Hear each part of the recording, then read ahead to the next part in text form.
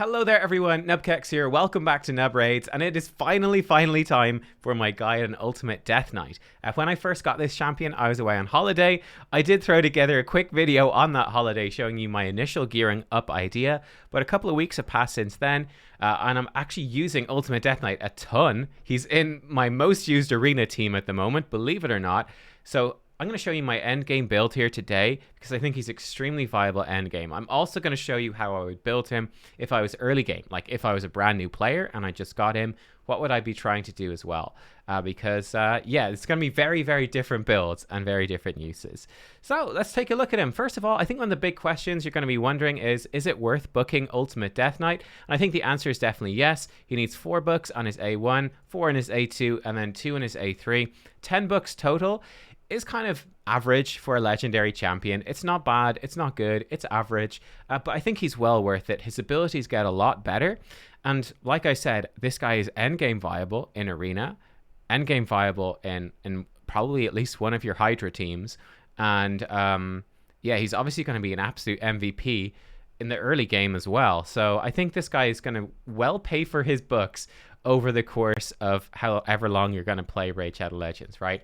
A1 with that chance to provoke. This is really nice. This makes him great for Hydra. It's good in arena. And there's actually a sneaky trick in terms of gearing. Well, not that sneaky, but there's a trick in terms of gearing that I would recommend to make the most use out of this. He has an AoE decrease attack. And this for me is actually very useful because when you look at login champions, right, the champions you get for playing the game, and you look at even champions from Doom Tower, right? The sort of guaranteed champions you get from playing this game. There's actually very few, basically no, good decrease attack champions. You do eventually get Grush the Mangler. Now, he is a 50-50. He places decreased crit damage or decreased attack. One of them is good, decreased attack. The other isn't. But yeah, there's actually very few options for this outside of champions that you pull from shards, and that for me makes him very valuable, right? Good complement to War Maiden, a decreased defense champion AoE that you can get from campaign. So the two go very well together. Also can fear legendaries, which is nice. His A3 with a shield and continuous heal, this gives you a surprising amount of support. I think this is really underestimated. This is absolutely massive for Hydra. I'm going to show you that in today's video. And then his passives are both extremely good. This first one, 10% more HP, defense, and speed for every dead ally. Absolutely incredible for letting him solo stuff. Not super useful endgame, extremely strong early game. And then this passive makes him pretty much open. This is what makes him actually really stand out and be good for Hydra and Arena. Whenever an ally's attack, 100% chance to essentially redirect one of those hits to him with any single target attack, right? This is absolutely incredible. It does a massive amount to keep your squishy champions alive in Arena. It hard counters really strong Arena champions like Rotos and Sifi. Yeah, this is also incredible for Hydra. In Hydra against bosses, he only has a 50% chance to redirect, so it doesn't always happen, but you're going up against Hydra, and you've got the heads that can, the cleansing head places heal reduction with his A1. That's a really good recipe to get a champion killed. They can't be healed. Redirecting that to Ultimate Death Knight buys you time. The Head of Mischief trying to steal your buffs, redirecting that to Ultimate Death Knight stops those buffs from being stolen if we build him correctly. So it's all just fantastic. So there you go. 30% defense in all battles aura is great. And for blessings, if I was to give him a blessing, it would definitely be Brimstone. Really no question. And the great thing about this is that he's going to be amazing with this, even at just 1-star awakened. You can awaken him more, and that's cool. This is not a champion you need to be like, you know, rushing out and buying stuff for. I would buy him the first level of awakening, pretty much no question. I think that's super worthwhile. After that, you don't really need to rush out to upgrade this. It's still going to be extremely good even at 1-star. So that is really nice, and this is probably run on him basically the whole time. It's going to be your best blessing, pretty much. So let's take a look at how we're going to gear him. This is my end game gearing that I have, which is a 6-piece of stone skin gear. You get that from the Hydra clan boss. Obviously, if you're a new player, it doesn't open to level 42, so you can't do that. I'll show you what to do as a new player. But first of all, I would highly recommend getting him into revenge accessories when possible. You get these from the clan shop, and obviously it's random, but as you build these up over time, these are, in my opinion, by far the best accessory for Ultimate Death Knight. Each one, and you go up to 3, gives him a 5% chance to counterattack when hit. And the reason this is so good is that his A1 is actually very good with its provoke, and with his passive, he gets hit a lot more than everyone else. So this is extremely useful. It adds a lot of extra control and a nice bit of extra damage as well. And it's a really good complement with Stone Skin when you get him into that. For Arena, this will make sure he doesn't die, right? The other big accessory is reaction accessories from Clan v Clan. They're much harder to get, and they basically make you not get one shot at the start of an arena fight, or they give you a good chance not to. Stone Skin does the same thing, basically makes him invulnerable, so that's what I go for. And with the accessory stats, guys, what you want to be going for, defense or HP on the ring, and you're looking for HP percent and defense percent, just whatever's the best you've got. For his amulet, defense or HP is fine, and you're looking for accuracy and resistance. You can see, for example, right here, 2 rolls in flat attack is completely useless. This does literally nothing for him. Literally useless, but we have it on anyway just because I think it's worth putting on a slightly worse amulet if you can get it in revenge, in my opinion. And then I have him in resistance banner. Now, early game, this is probably going to be an accuracy banner. I'm trying to build him with really, really high resistance for sort of mid to late game and end game. Earlier in the game, you're not going to be able to do this. It's going to be probably too difficult. Basically, for me, the cutoff point, or the thing I'm aiming for, is 460 resistance. You could also do 410, I suppose. And that is for Hydra, right? 410 on normal difficulty Hydra gives you basically perfect safety, or as close to perfect as you can get, to resist the buff steals from Head of Mischief. And 460 on hard gives you the same thing. And that's what I'm really aiming to use him for, right? So yeah, I think this is the perfect thing to go for. You can get away with 400 for hard, you'll be okay, but you just need to bring in a block buff champion. So like if you get Mighty Uko, they're going to be very good together. For the rest of his gear then, we have him in Stone Skin, and really what we're looking to do, we're looking to get any pieces with resistance, with accuracy on to crank these stats up to what we want. Speed is not a priority, but I have him at decent speed, and then just good defensive stats. So you can see the sort of gear I have him with. Again, I do think this is pretty good gear. It's not fully glyphed, as you can see, or anything like that, but it's partially glyphed. Have him in defense percentage gloves, a resistance chest, try to get his resistance high, and then I do have him in speed boots. If you're only using him in arena, you could probably just put him in defense percent boots and not care about speed. I have him with a bit of speed because I want to use him in Hydra as well. And you do want him with, you know, about 170 to 200 speed at least for Hydra. Yeah, so that's what we're looking for. If I was going earlier game, I would say, look, it's going to be too hard to hit 400 resistance early game. I'm not going to bother. I'm just going to build him with good accuracy, 200 plus accuracy. Get him with decent speed. Again, looking for about 180 to 200 at least. And then give him nice defensive stats. And that's what I'm going to do early on in the game. And for gear sets, I think Hell Hades, this is the Hell Hades special. If I was doing gear sets early game, what I would be doing would be building him in a toxic set, which is going to start throwing out a bunch of poisons. And this is going to let him solo content really, really fast. So that piece of gear is too good. I'm in the way. I'll turn off the webcam. This is like resistance, accuracy, speed. Sure, I could throw that on. That piece is probably better than anything you would have. Let's put him in, sure, this, yeah, okay, that will do. I'm a bit worried that the gear could maybe be a bit too good. Here we go, put him in like some speed boots, great. And how good is this shield? It's got lots of speed on it. Let's put him a bit of speed, HP and crit rate, sure, put him in that. And that's giving us a pretty good gist. And then I'd be coming over here and I'd be looking for these. And I'd be looking probably for an accuracy chest piece, right? And I'd look for stuff with, let's try get some speed on it, would be fantastic. And that will do. Let's try get him in maybe accuracy gear or speed gear, something you can get early on. Speed, yeah, here we go, perfect. Speed gear, that will do. And then I'd be looking over in the gloves, and I'd be looking for defense percentage gloves. And I'd probably be looking for maybe accuracy on those. Okay, cool. Bit of accuracy. All right, this has some defense, some HP percent, some accuracy. That's a bit better. We could throw that on. And you can see his gear, his stats are much worse, but he's got the accuracy and he's going to start throwing out poisons. This is going to be something a bit more similar to what you will have earlier on in the game. It's going to be something a bit more like this. Probably even not as good as this. You'll probably be quite a few steps below this, but it still gives you a rough gist in terms of how I'm approaching building him. Really focusing on the accuracy is the main thing, and defensive stats. For Masteries, I do think that something like this is the way to go. So we're going down the offense tree.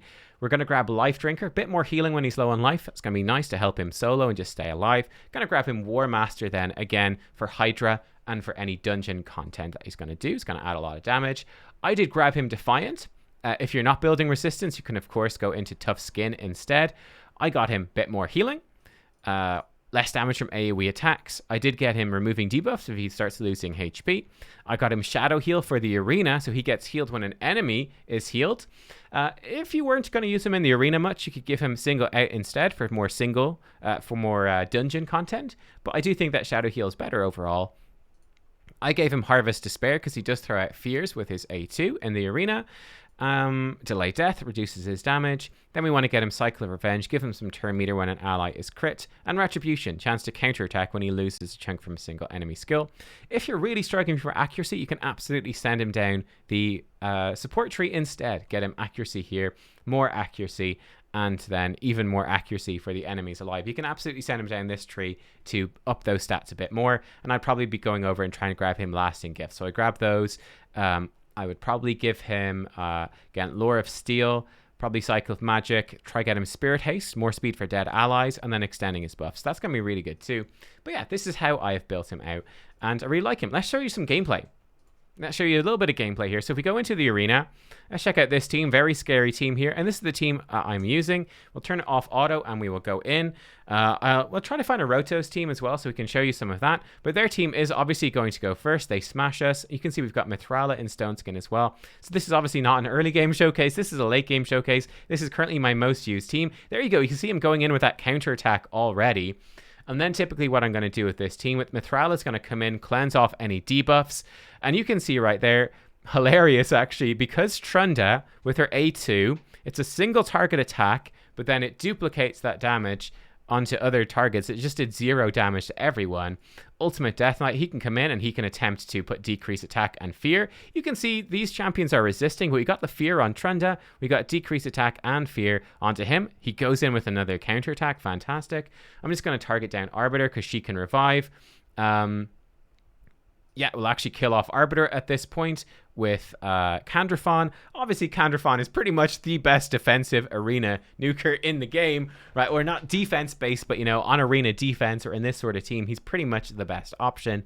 Again, you can see we're going in. The single target attacks come in, and he's firing off. He puts the shield out on everybody. Let's actually try get rid of that Trunda now. So she is basically dead. Fantastic. Well, she just got healed a bit by him, actually. Let's smack her with Mithrala. He goes down. And yeah, there we go. We can just hit auto at this point because they're basically dead. But you get the gist. What Ultimate Death Knight has done in this team is, number one, he does a fantastic job of keeping them alive. All those single target attacks that are going to be thrown out, he is going to be redirecting most of them to him and absorbing it with Stone Skin. You can see his damage actually surprisingly good as well there. Really good. We've built him with high defense. In this case, Mithrala gives increased defense, which makes him hit harder. And he's getting off all those counterattacks with those accessories. So sort of everything is coming together. Yeah, everything's coming together in a pretty nice way. Let's try this one where we've got some more single target attacks from their Candrafon and their, what's his face, Astralon. So let's see this one. This one might go bad. So like right there, that's actually kind of bad. You can see that he did get his buff stripped by Lady Kimmy, which is a little unlucky, and actually Candrafon got taken out. So this one's looking a bit rough. We'll see if we can pull it back together. It's going to be difficult for sure. We'll see what we can do. We'll put on the block debuffs. Okay, Kimmy attempts to debuff, but no good. And right there you can see he attempted to hit Mithrala. It got redirected to him. And again, he's going in and he's doing his counterattack shenanigans, which is just absolutely fantastic. Look at that big AoE hit. Again, the damage output he's doing. He is not built for damage, but he's doing decent damage nonetheless, which is pretty great. We'll try to strip off some of their buffs. We've actually got a kill right there with Brogni. And yeah, even with Candrafon down, look at that. You see that? Candrafon comes in, tries to kill Brogni, which is real bad for us. But again, Ultimate DK is taking the hit, and he's just counterattacking like a madman. Let's slap a shield and a heal back on, try keep us in this fight. Again, we'll target the Reviver. Target the Reviver again. Try to get rid of her if we can. She might kill herself. Yeah, she will. She killed herself on the Brogni shield. That's what we want to see. The hit comes in. Fantastic. We'll just hit auto at this point. You've seen how this team works. and Ultimate DK takes the win right there. So there you go. If you're saying, I can't build this team, I don't have a Kanderfan literally just died. He didn't do anything. Ultimate DK, and actually Brogni there did a lot of the work. So that's another example of a team where this is going to be really good. And again, with this slow, tanky team, what I was saying with the blessings, you put Brimstone on Ultimate DK, and he's just going to skyrocket. He's going to get so good because he's going to be throwing out that irresistible, because his accuracy is not super high. He's going to be throwing out that Brimstone and just being super effective. So I'm so impressed with him in the arena. He is amazing. He combos very well with Mithrala, a defensive nuker. Brogni's in a bolster set. You could put in anyone sort of that's going to throw out like some shielding. I think Brogni's good. Obviously the best champion I don't have for this composition. If you put in a Duchess Lilitu, I think this composition becomes insanely good. But even without her, with Brogni, who's sort of in arena, he's sort of the poor man's substitute for Duchess. If you can call having Brogni poor man, probably can't really. He's the slightly less rich man's substitute for Duchess. This is still an incredibly effective team. Now, one thing I do want to see real fast, I don't think we have any Rotos on this page. It'd be really great to see that if we can. It doesn't look like it. I'm going to refresh a couple of times to see if we can find a Rotos team. Here we go. Perfect. We ask for a Rotos team and you will receive. So what we'll do, we'll go in here on auto. They don't have any buff removal, so they can't remove his stone skin. You're going to see the Rotos is going to start trying to steal HP. He's going to start doing all sorts of shenanigans. Here he goes. He's going to try steal HP off Brogni with Vitality Plunder. Go straight into the stone skin. Same thing here. Straight into the stone skin. They're not getting anything. Let's actually target her as well. And yeah, basically, we'll see this Rotos now going to come around and probably try to one-shot Brogni. Here he goes. The counterattack from Rotos. Bam, tries to one-shot. I don't know who he tried to one-shot. Kanderfan goes into the stone skin here. Every single target attack being redirected. And you can see these poor double Rotos. They can't even get through that stone skin shield. It's so powerful. And like I said, I mean, you can have him at lower speed than I have. I just found that this build that I have, it just works really well in my experience. And there you go. We just smashed through this team. Really easy. Look at that. Poor old Rotos, both between them, did 5,000 damage. They just couldn't do anything because everything was being redirected by Ultimate DK. Sifi as well is really hard countered by this. Yeah, there's just lots. Any champion with really dangerous single target attacks like her, she has this irresistible sleep, a sleep that cannot be resisted on her A1. Guess what? Ultimate DK takes all of those to the face as well. He might sleep through and miss his turn because it's not resistible.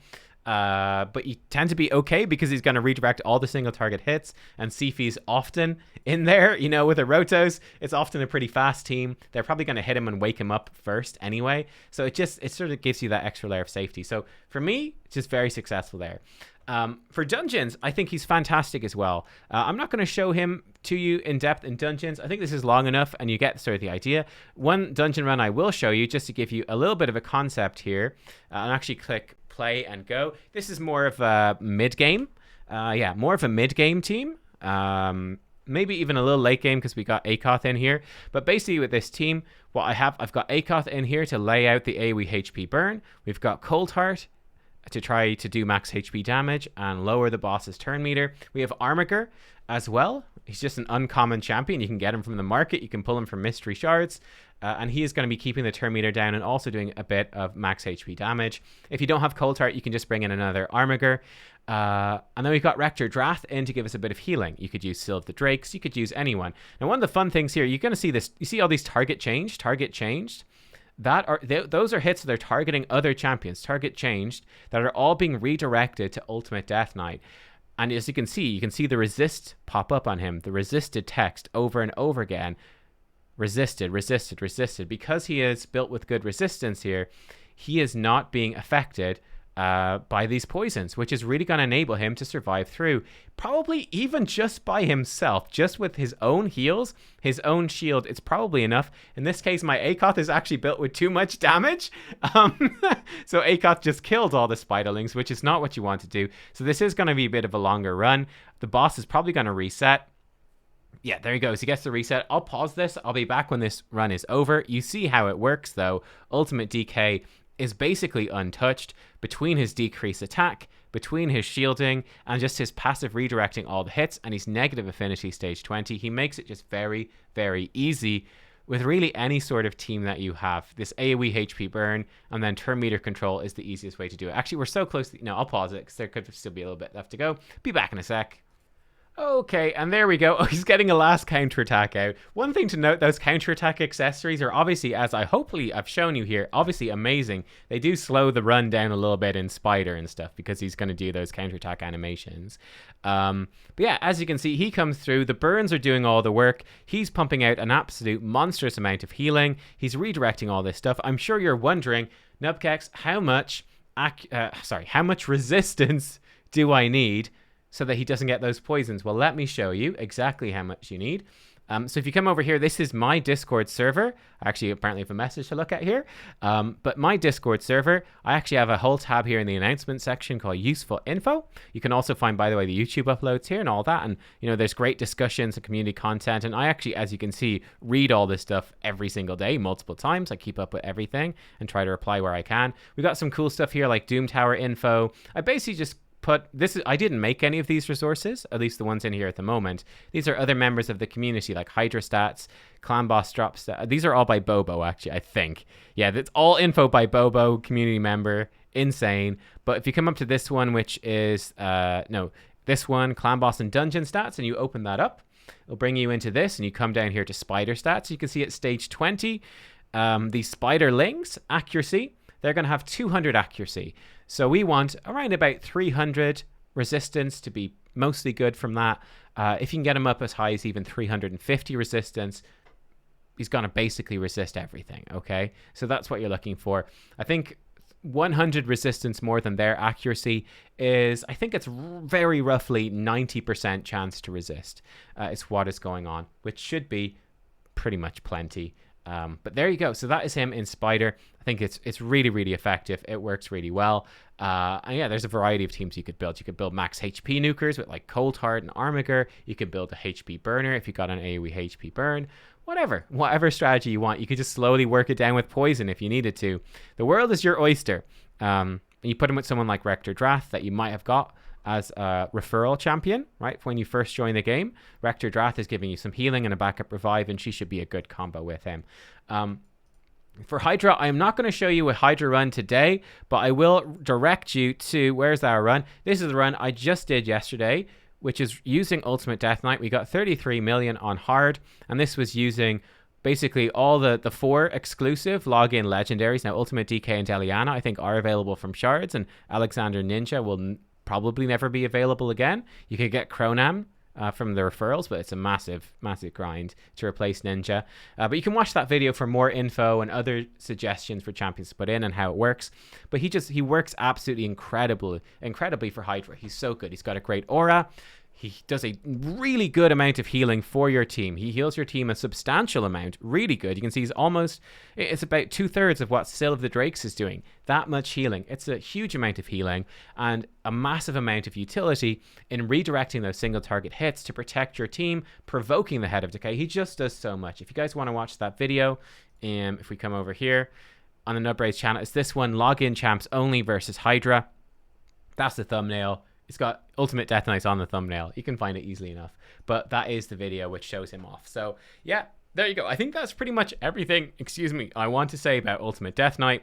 I did show him as well before in a video in Iron Twins. I think he is very, very good in Iron Twins, especially at the end. When people are dying, he helps you survive with the shield. He puts out decreased attack, which helps you survive again. And then with his passive, when people start dying, he's very good. So for those first like 10 levels of Iron Twins especially, he's exceptionally good. But yeah, that is Ultimate Death Knight. I think he's absolutely fantastic champion. Do not sleep on this champion. There was a lot of complaining when this guy came out that he sucks, which I just feel like people just don't have a clue, really. let's just be completely on. That's just what it is. People are just completely incapable of telling how good a champion is. From reading their skills or from initial playtests, it's actually quite difficult to tell how good they are. Well, which, it's fair. It's not saying I was perfect when I first saw him at all. It's very much guesswork. But it's the certainty that a champion sucks when they've got a complicated set of passives like this. You're going, how good is that really? Making certain yeah, certain disclaimers is definitely not true. So there you go. In terms of how good he is, campaign, yeah, I think he's definitely going to help you, especially doing Nightmare campaign. You need to do it with 2 champions. Put him in with Still of the Drakes when you're 6 months in. The 2 of them together should rip through Nightmare campaign. Absolutely no problem. I think for the most part, it should be very, very good. The only place you might have issue with is the very final boss, Morty McCabe. Apart from that, you should rip through every other Nightmare campaign stage. No problemo. Arena offense and defense, I think he's a 5. In fact, if I was to rate him, I think he's probably a 5 for this. I think he's a 5 in arena offense, 5 in defense. Demon Lord? Demon Lord, I think he's probably a 4.